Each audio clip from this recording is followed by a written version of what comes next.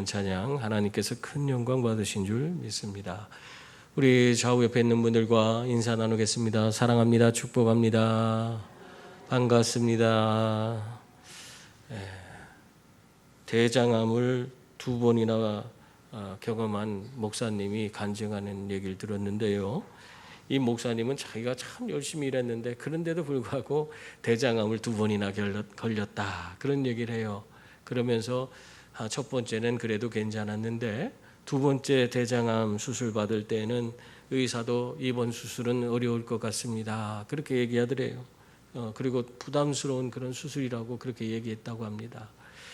그 얘기를 들으니까 정말 하늘이 무너지는 것 같은 그런 생각이 들었대요. 그런데도 불구하고 어떻게 그냥 막 실망하는 표정 지으면 안 되잖아요. 그러니까 목사님이 그 의사한테 그냥 온 힘을 다해서 최선을 다해 주십시오 그렇게 이야기를 했다고 합니다. 그리고 나서 수술을 받았어요. 암 수술을 받은 후에 이제 회복실에 있는데 회복하고 이제 병실에 갔는데 이 몸이 예전 같지 않은 거예요. 확실히 이번 수술 받고 나서는 가스도 나오지 않고 온몸이 막 계속 다 기능이 다 떨어지고 뚱뚱 붓고 여러 가지 면에서 너무 안 좋은 거예요. 그리고 숨쉬기도 어려워지는 거예요. 나중에는 그런 상태였는데 그때 자기가 아무것도 할 수 없고 절망스러워서 이때 어떻게 해야 되나 고민하다가 예수님이 생각나더래요. 예수님은 십자가에서 그 모진 고난 다 겪으시면서 그걸 이기고 승리하지 않았느냐. 나도 예수님 바라봐야겠다. 예수님 나를 좀 도와주세요. 했더니 마음에 평안이 찾아오더래. 그 순간에 자기의 그 모든 어려운 그런 모든 처지를 예수님께 다 예수님 기억하고 예수님께 맡기니까 몸이 그때부터 이게 가벼워지고 점점 나아져서 결국 그 암을 이기고 지금 목회하고 있대요. 목사님이 건강을 회복했습니다. 여러분, 예수님을 우리가 기억하고 예수님 바라보는 것이 이렇게 중요한 거예요. 여러분, 자신을 메뚜기라고 여기는 사람은요, 자기 몸에 1cm만 상처가 나도 그것이 메뚜기이기 때문에 엄청나게 크고 치명적인 그런 상처라고 여기고 막 안달복달을 못하는 거예요.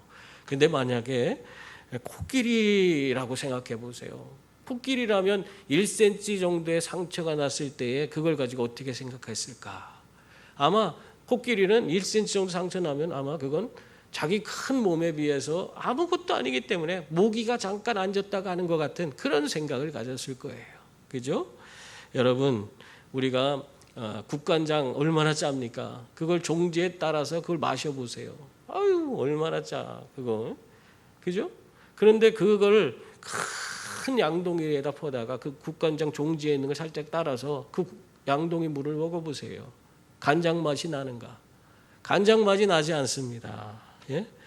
여러분, 이렇게 우리를 괴롭히는 고난도요, 우리의 그릇의 크기가 달라지면 그것이 그냥 나를 이것이 다 나를 망하게 하고 나를 죽게 하는 것 같은 그런 것이 내 그릇이 커지면은 아무것도 아닌 것이 되는 거예요. 예? 마치 면역력 강한 사람이 병균이 들어와도 그걸 다 이겨내듯이 우리가 코끼리만큼 큰 믿음의 그릇을 가지게 되면 우리에게 닥쳐온 고난이 어떠한 것이라고 할지라도 별것도 아닌 거예요. 그게 그냥 아무것도 아닌 것처럼 이겨내고 승리하게 되는 줄 믿습니다. 그렇다면 우리가 믿음의 그릇을 코끼리만큼 키우는 그런 방법이 무엇이 있습니까? 그건 다른 게 아니에요. 예수님의 힘이 내 힘이 되고 예수님의 권세가 내 권세가 될 때에 그때 우리는 예수님만큼 그릇이 커져서 우리에게 닥쳐온 고난을 능히 이겨내는 줄 믿습니다. 예수님은 요한복음 15장 4절에서 이렇게 말씀하고 있어요. 내 안에 거하라. 나도 너희 안에 거하리라. 가지가 포도나무에 붙어있지 아니하면 스스로 열매를 맺을 수 없음 같이 너희도 내 안에 있지 아니하면 그리하리라. 여러분, 우리가 고난 가운데서 예수님을 잊지 않고 늘 기억하며 우리가 예수님 의지하고 살아가면 그러면 우리의 모든 어려움과 고난을 능히 이기게 되는 줄 믿습니다.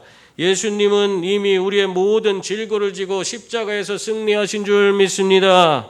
그래서 누구든지 예수님을 모시고 살면은 예수 그리스도께서 내 안에서 예수님의 모든 것을 다스려 주시고 인도해 주시면 우리는 예수님이 주시는 그 힘과 능력으로 어떠한 시련이 온다 할지라도 아무것도 아니고 그 모든 것을 능히 이겨내고 오히려 우리의 삶을 통해서 더 크게 하나님께 영광 돌리며 풍성한 하나님 주시는 은혜를 누리게 되는 줄 믿습니다. 오늘 말씀은 성도들 가운데에 승리하게 하시는, 이 고난 가운데서도 승리하게 하시는 예수님이 대체 어떤 분이신가를 설명해 주고 있습니다. 그리고 이 예수님을 고난 가운데서 특별하게 잊지 말라고 그렇게 권면하고 있어요.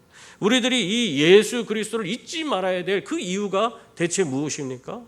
그것에 대해서 오늘 세 가지로 우리가 살펴볼 수 있는데요. 먼저 예수님은 의인으로서 불의한 자를 대신하신 분이기 때문에 우리가 기억해야 하는 것입니다. 잊지 말아야 하는 것입니다. 오늘 18절 말씀 보세요. 우리 같이 한번 읽어보겠습니다. 그리스도께서도 단번에 죄를 위하여 죽으사 의인으로서 불의한 자를 대신하셨으니 이는 우리를 하나님 앞으로 인도하려 하심이라. 육체로는 죽임을 당하시고 영으로는 살리심을 받으셨으니 아멘. 여러분, 예수님을 잊지 말아야 할 이유에 대해서 여기에서 우리에게 하나를 알려주고 있죠. 그것이 뭡니까? 예수님께서 우리의 죄 문제를 해결해 주시고 우리를 하나님 앞으로 인도해 주시는 분이시기 때문에 근심 걱정하지 말고 예수님을 기억하고 잊지 말고 예수님 붙들고 살라, 그 말씀하고 있는 거예요. 예수님께서 우리의 모든 삶을 인도해 주신다. 어디로? 하나님 앞으로. 우리에게 예수 그리스도께서는 우리가 어떤 죄를 지어도 그 모든 죄로부터 벗어날 수 있도록, 용서받을 수 있도록 그 은혜를 베풀어 주시는 분이신 줄 믿습니다. 여러분, 죄의 삭은 뭐라고 그랬어요? 사망이에요. 죄에 대한 대가로는 목숨으로 그 대신을 해야 합니다. 근데 우리의 목숨은 이미 죄인의 목숨이에요. 죄인의 목숨으로는 완전한 그런 죄에 대한 대가를 지불할 수 없어요.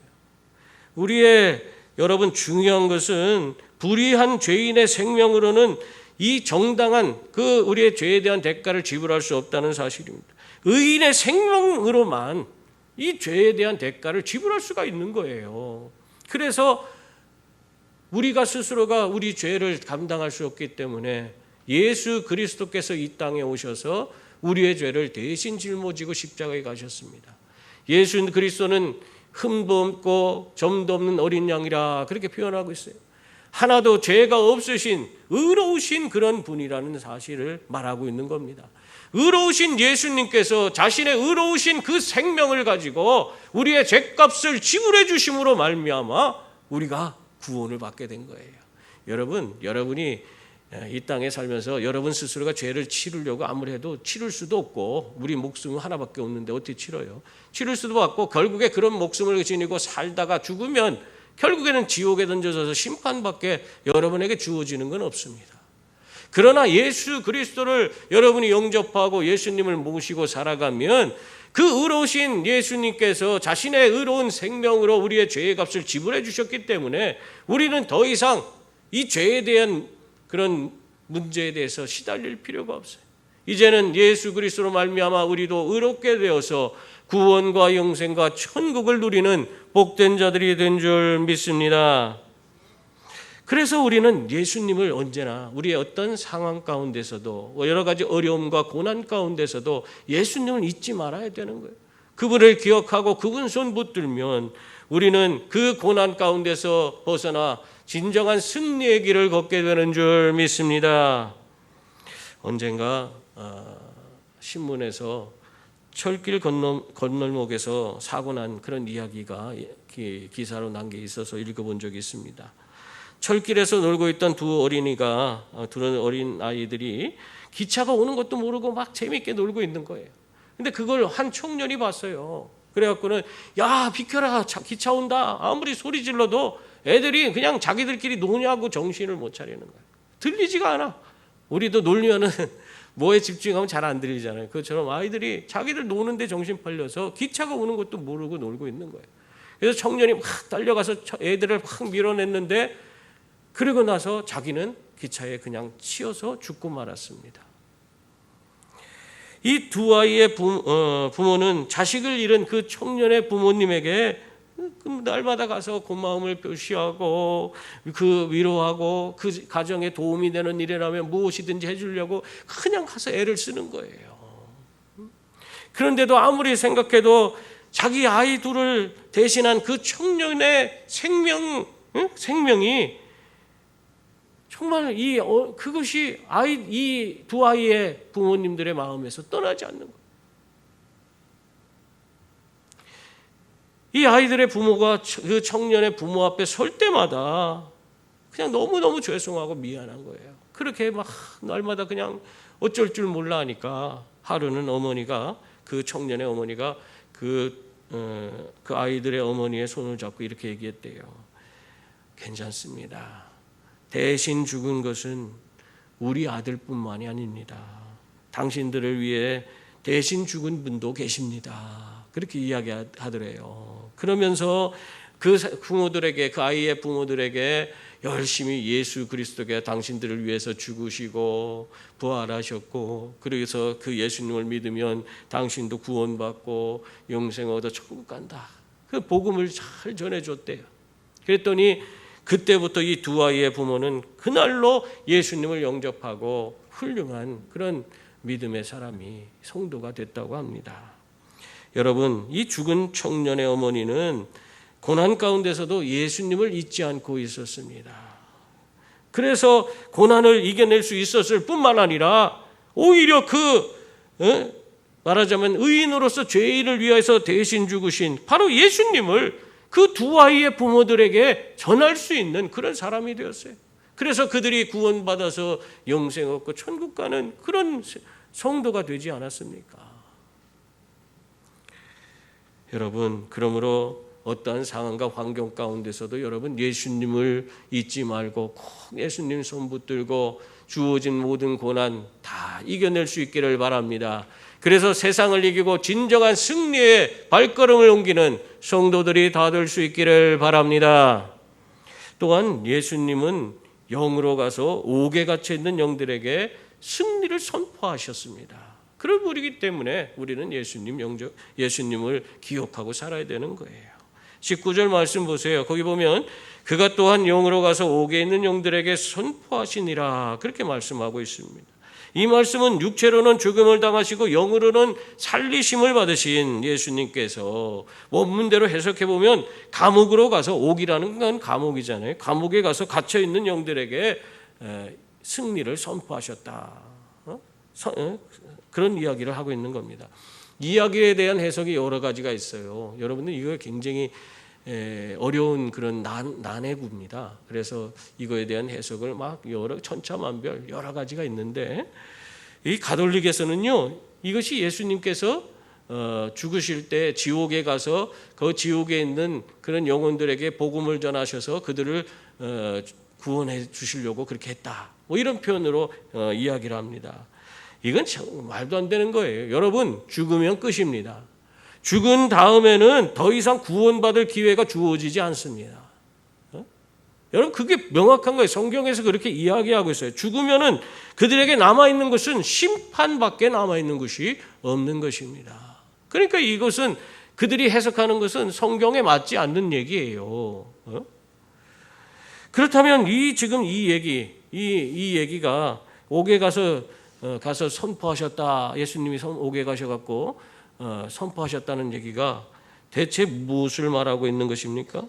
이 말씀은요 예수님께서 육체적으로는 죽으셨다가 영으로는 부활하셔서 그러니까 부활하신 그런 상태로 예수님이 감옥으로 가셨다는 거예요. 죽었을 때 간 것이 아니라 부활하신 이후에 신령한 몸을 입으시고 예수님께서는 이 감옥으로 찾아가서 거기에 갇혀 있는 이 감옥이라는 것도요 어떤 거냐면 이 옛날 고대 사람들은요 감옥은 저 악한 영들을 붙잡아서 가둬놓는 그런 지하 세계라고 그렇게 여겼습니다. 그래서 요한계시록에 보면은 그 사단 마귀가 1000년 동안 무저경이라는 그런 그 땅속의 감옥에 갇히잖아요. 그러다가 잠깐 노임바되고 하는 그런 얘기가 나오잖아요. 그것처럼 여기서 말하는 옥은 그렇게 악한 영들이 갇혀 있는 그런 감옥입니다. 그 감옥에 가서 오늘 그 악한 영들을 가두어 놓은 그곳에 예수님이 가신 것입니다. 20절 말씀에 보면 거기에 갇혀 있는 자들이 누구냐? 그것을 베드로가 설명하고 있는데요. 거기 20절 말씀 보세요. 거기 보면 그들은 전에 노아의 날 방주를 준비할 동안 하나님이 오래 참고 기다리실 때에 복종하지 아니하던 자들이라 그렇게 말하고 있습니다. 이 지금 감옥에 갇혀 있는 자들은 노아 시대의 심판을 선포해도 받아들이지 않았던 그런 악한 자들과 같은 하나님을 대적하여서 쫓겨난 그런 악한 영들, 그 거짓 선지자들의 영들, 또 사단 마귀 귀신들, 그 불신 영혼들을 나타내고 있는 겁니다. 이 사람들에 대해서 예수님이 그들에게 가서 뭘 선포했겠어요? 그들이 구원받을 길을 열어준 걸까요? 그렇지 않아요. 그들이 지금 온갖 계략을 다해서 예수 그리스도를 음해하고 예수 그리스도를 십자가에 죽으셨지만 봐라, 예수 그리스도께서 너희가 십자가에 달려서 죽게 하실 때 그것이 너희들이 승리한 줄 알았지만 그렇지 않다. 내가 오늘 이렇게 부활했다. 예수님이 자신의 그들의 모든 온갖 모략을 다 이기시고 부활의 승리를 그들에게 선포하신 것입니다. 여러분, 예수님께서 이 사단 마귀의 모든 권세를 깨뜨리고 이기심으로 예수 그리스도 안에서 구원받은 우리들도 이런 마귀의 모든 권세를 능히 이기는 줄 믿습니다. 예수 그리스도께서 함께 하시기 때문에 그런 거예요. 온갖 마귀의 계계가 우리에게 다가온다고 해도 내 힘으로는 이길 수 없어요, 사실은. 그렇지만은 내 안에 예수 그리스도께서 계시기 때문에 우리는 그 모든 것을 예수님을 힘입으면 다 이겨내는 거예요. 마귀의 모든 권세를 깨뜨리신 예수님이 함께하기 때문에 그렇습니다. 그래서 예수님을 여러분이 잊지 말아야 되는 거예요. 어려움과 고난 가운데서 예수님을 잊지 말고 기억해야 하는 것입니다. 어거스틴의 고백록에 이 마귀의 시험에 대한 글이 있어요. 제가 한번 읽어드릴게요. 마귀가 때때로 나에게 찾아와 주는 시험을 나는 환영한다. 이 시험으로 인해 나는 나의 믿음을 확인할 수 있다. 그러나 그렇다고 이 마귀와 직접 마주쳐서는 안 된다. 아무리 훌륭한 사람도 이 마귀는 이길 수 없다. 나는 다만 마귀들이 나의 마음에 찾아올 때마다 내 안에 계시는 그리스도를 소개한다. 그러면 그럴 때마다 예수님이 말씀하신다. 마귀야, 내가 싸울 상대는 어거스틴이 아니라 바로 나 예수 그리스도다. 그러고 십자가에 못 박히신 손의 자국을 보여주면 마귀는 곧 달아난다. 예수님의 몸에 나 있는 십자가의 증표는 곧 이미 승리한 징표이기 때문이다. 이렇게 마귀의 시험에 대해서 이 어거스틴이 고백록에다 기록하고 있어요. 이 말이 뭐예요? 결국 내 마음에 예수님이 언제나 계시다면 그 어떤 마귀의 시험이 닥쳐온다 할지라도 그 두렵지 않다는 그 말을 하고 있는 것입니다.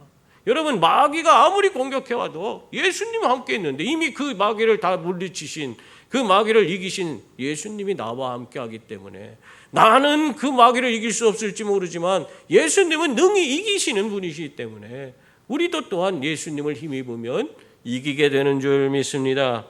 그러므로 성도님들, 예수님을 항상 모시고 살면서 예수 안에 있는 승리의 기쁨을 언제나 누리시는 저와 여러분이 다 될 수 있기를 바랍니다. 예수님이 내 안에 계시고 내가 예수님 안에 계시면 우리들은 언제나 이 세상에서 사단 마귀의 모든 괴계를 이기고 또 세상이 주는 많은 고난을 이기고 항상 예수님으로부터 우리에게 주어지는 하늘의 온갖 좋은 것을 우리가 누리며 사는 복된 성도들이 다 되는 줄 믿습니다. 그래서 우리는 승리의 기쁨을 누리게 되는 것입니다. 그리고 또한 예수님은 하늘에 오르사 하나님 보좌 우편에 계신 분이기 때문에 우리가 기억해야 됩니다. 잊지 말아야 돼요. 22절 말씀 보세요. 거기 보면 그는 하늘에 오르사 하나님 우편에 계시니 천사들과 권세들과 능력들이 그에게 복종하느니라 그렇게 말씀하고 있어요. 우리가 예수님을 고난 가운데에서 잊지 말고 기억해야 하는 이 또 하나의 이유를 여기서 밝히고 있어요. 그건 뭐냐? 예수 그리스도께서 하늘과 땅의 모든 권세를 지니신 분이기 때문에, 하나님 보좌 우편에 계신 분이기 때문에 그분을 잊지 말아야 된다, 그렇게 말씀하고 있습니다. 마태복음 28장 18절에 보면 이렇게 말하고 있어요. 예수께서 나와 말씀하여 이르시되 하늘과 땅의 모든 권세를 내게 주셨으니, 하늘과 땅의 권세를 이 부활하신 예수님에게 하나님께서 다 주셨다는 거예요. 그래서 이 세상의 모든 만물을 다스리고 심판하실 권세가 누구에게 있어요? 예수님에게 있는 줄 믿습니다. 예수님이 그런 분이에요. 우리가 고난 당할 때에 예수님 기억하면 이 세상의 모든 만물을 다스리는 예수님께서 얼마든지 그 사랑하는 자를 건져주시고 우리 고난을 능히 이길 수 있도록 도와주시는 줄 믿습니다. 이러한 예수님이 지금 어디에 계시다 하냐? 하나님 보좌 우편에 계시다. 이 우편이란 이 단어가요, 굉장히 중요한 단어예요. 이 이스라엘 이 사람들은요, 이 우편을 아주 굉장히 귀하게 생각해요. 오른손은 귀한 손, 왼손은 그냥 평범한 손, 귀하게 여기질 않죠. 왼손으로 손 내밀고 그러면 되게 싫어해요. 그들은 왼손은 자기의 뒤처리하는 손이고, 이건 좀 안 좋은 손, 그렇게 여겨요. 부정한 손으로 여겨요. 근데 오른손은 권능의 손, 하나님의 능력이 임하는 손, 이렇게 얘기하거든요. 그래, 하나님 보좌 우편에 예수님이 계시다는 것은, 이 우편이라는 것은 뭐냐면 바로 예수님께서는 신적 영광을 누리는 자리, 그것이 하나님 보좌 우편이에요. 그리고 권능의 자리, 그곳에 계시다 하는 것을 나타내고 있는 것입니다. 예수님은 하나님의 모든 영광을 누리시는 그 자리에 앉으셔서, 그리고 그 권능으로 우리를 지금 지켜봐 주시고 도와주시고 또 우리에게 은혜를 베풀어 주시는 분이신 줄 믿습니다. 그래서 우리가 고난 가운데 있을지라도 예수님 기억하고 예수님 그 손 붙들면 예수님께서 우리를 건져주시고 예수님이 주시는 풍성한 은혜를 누리며 살도록 인도해 주시는 줄 믿습니다. 그래서 우리가 예수님을 우리가 내 삶에 모시고 사는 게 중요한 거예요. 그 신적 영광을 지니신, 그 능력을 지니신 그분이 내 안에 계시고 내가 그분 안에 거한다면 어떠한 시련이 와도 능히 이겨내고 내 삶에 주어진 고난이 도리어 하나님의 은혜를 경험하는 놀라운 은혜와 복으로 변하게 되는 줄 믿습니다. 그게 복이 되는 거예요. 그러므로 예수 안에서 우리도 예수님의 영광에 참여하는 그런 분들이 다 될 수 있기를 바랍니다. 예수님은 너희가 내 안에 거하고 내 말이 너희 안에 거하면 무엇이든지 원하는 대로 구하라, 그리하면 이루리라, 그렇게 말씀하고 있습니다. 미국의 석유왕으로 일컬어지는 록펠러가 어느 날 한 호텔에 들어갔어요. 들어갔더니 막 지배인이 정신을 못 차리고 맞이하면서 아이고 잘 오셨다고 막 반가이 맞이하는 거예요. 그러면서 어떤 방을 드릴까요? 하니까 록펠러가 이 호텔에서 제일 싼 방을 주세요, 그렇게 얘기하는 거예요. 그러니까 지배인이 그거는 좀 머뭇거리는 거예요. 그러니까 왜 그러냐고 그랬더니 아드님이 여기 와서 지금 묵고 계시는데 그 아들은 이 호텔에서 가장 비싼 방에 지금 묵고 계십니다. 그런데 아버지가 와갖고 제일 싼 방에 묵으시면 이게 좀 경우가 맞지 않지 않습니까? 이거 제가 그래서 좀 마음이 불편합니다, 그렇게 얘기를 했다는 거예요.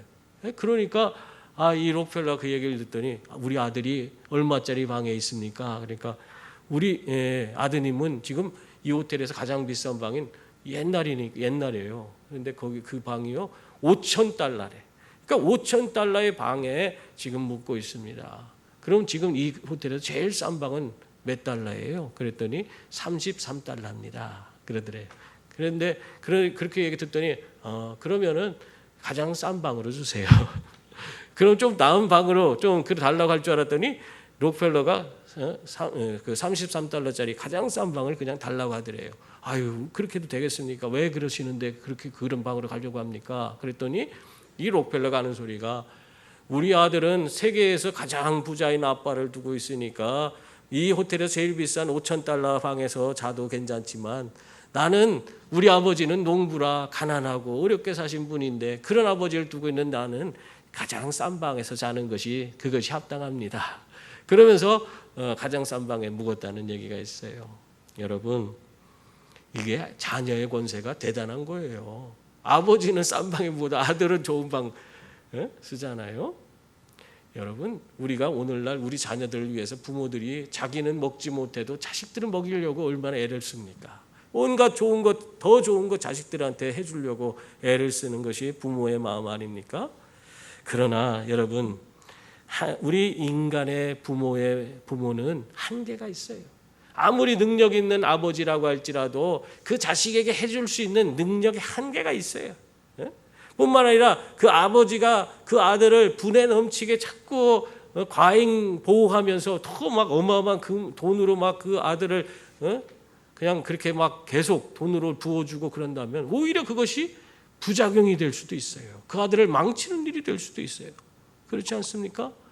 그러나 여러분, 하나님을 아버지로 둔 사람들은 어떨까요? 하나님을 아버지로 둔 사람은 그럴 염려가 없어요. 하나님께서는 우리에게 온갖 좋은 것으로 부어주시고 때를 따라서 그 모든 것을 채워주시고 우리가 어떤 일을 하든지 힘도 주시고 능력도 주시고 물질도 주시고 모든 것을 다 공급해 주세요. 부족함이 없어요. 하늘과 땅의 모든 것을 다 지니신 분이시기 때문에 부족함 없는 그분이 우리의 모든 것들을 채워주십니다. 그래서 우리가 하나님의 자녀로서 그 특권을 누린다는 건 어마어마한 거예요. 그뿐만 아니라 우리가 힘들고 어려울 때 또 고난 가운데서 부르짖으면 하나님께서 우리의 기도를 들으시고 또 기도에 응답해 주세요. 뿐만 아니라 나중에 죽어서 우리가 천국 가도 우리는 당당하게 하나님 자녀이기 때문에 천국에 들어갈 수 있어요. 그런 특권을 누리는 그런 자가 바로 하나님의 자녀의 특권입니다. 여러분,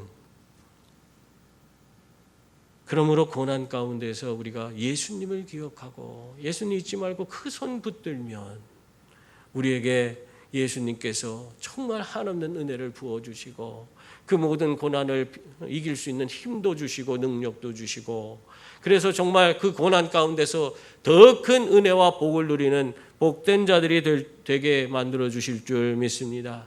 그래서 우리는 진정한 승리의 길을 걸을 수 있는 그런 성도가 되는 줄 믿습니다. 사랑하는 성도님들, 우리 인생에는 여러 가지 어려움과 고난이 없을 수 없습니다. 그건 있을 수밖에 없는 거 아니겠습니까? 그렇다고 낙심하거나 우리가 좌절할 필요가 없어요. 왜 그렇습니까? 예수님이 언제나 우리와 함께 하시기 때문에 그렇습니다. 하늘과 땅의 모든 권세를 지닌 예수님께서 우리와 함께 하시기 때문에 우리의 모든 것을 아시고 우리를 정말 말씀 한마디로 바람과 바다를 잔잔케 하셨듯이 우리 인생에 부는 여러 가지 거센 풍랑, 그 어려움과 고난, 그 모든 것을 말씀 한마디로도 얼마든지 다 제거시켜 줄 수 있기 때문에 그렇습니다. 그러므로 우리가 고난의 자리에서도 언제나 예수님 잊지 않고 기억할 수 있는 그런 성도들이 다 될 수 있기를 바랍니다. 그러면 예수님은 우리를 그 어려움 가운데서 고난 가운데서 건져주시고 또 우리의 삶을 풍성케 하셔서 언제나 원수들 앞에서 승리의 계가를 부를 수 있는 큰 기쁨과 감격이 넘치는 삶을 허락하여 주실 줄 믿습니다. 이러한 은혜와 복을 매일매일 누리면서 살아가는 우리 성도들이 다 될 수 있기를 주님의 이름으로 축원합니다. 기도합니다.